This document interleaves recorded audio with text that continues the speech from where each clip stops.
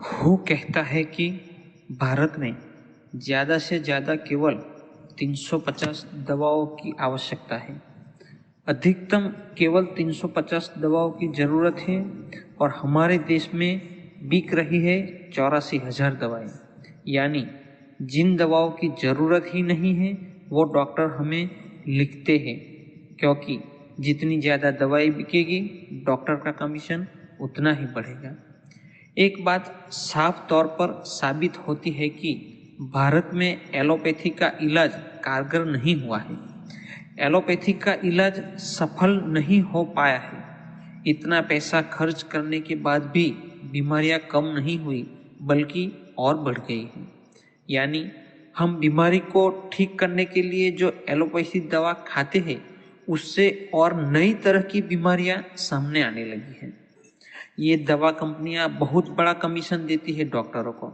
यानी doctor commission खोर हो गए हैं, या यूं कहो कि डॉक्टर दवा कंपनियों के एजेंट हो गए हैं। सारांश के रूप में हम कहें कि मौत का खुला व्यापार धड़ल्ले से पूरे भारत में चल रहा है तो कोई गलत नहीं होगा। फिर सवाल आता है कि अगर इन एलोपैथी दवाओं का सहारा न लिया जाए तो क्या करें? इन बीमारियों से कैसे निपटा जाए?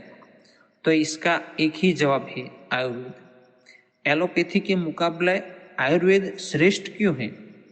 तो उसका जवाब है, एक, पहली बात, आयुर्वेदिक की दवाएं किसी भी बीमारी को जड़ से समाप्त करती है, जबकि एलोपैथी की दवाएं किसी भी बीमारी को केवल कंट्रोल में रखती है।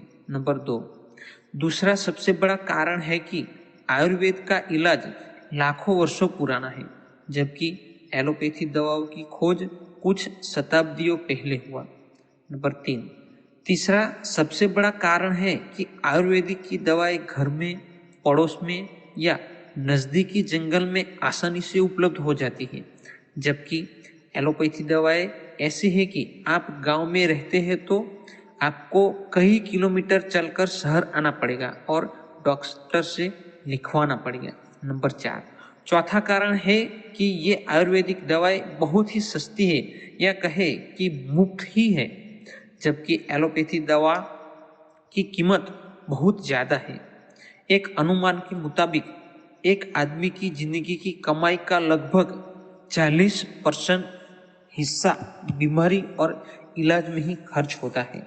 नंबर पाँच, पांचवा कारण है कि आयुर्वेदिक दवाओं का कोई साइड इफेक्ट नहीं होता है, जबकि एलोपैथी दवा को एक बीमारी में इस्तेमाल करो तो उसके साथ दूसरी बीमारी अपने जड़ में मजबूत करने लगती है। छठा कारण है कि आयुर्वेदिक में सिद्धांत है कि इंसान कभी बीमार ही न हो, और इसके छोटे छोटे उपाय हैं जो बहुत ही आसान हैं, जिनका उपयोग करके स्वस्थ रहा जा सकता है, जबकि एलोपैथी के पास इसका कोई सिद्धांत नहीं है। और सातवें नंबर पर हम बात करें तो सातवां बड़ा कारण है कि आयुर्वेद का 85% हिस्सा स्वस्थ रहने के लिए है और केवल 15% हिस्सा में आयुर्वेदिक दवाइयाँ आती है, जबकि एलोपैथी का 15% हिस्सा स्वस्थ रहने के लिए है और 85% हिस्सा इलाज के लिए है।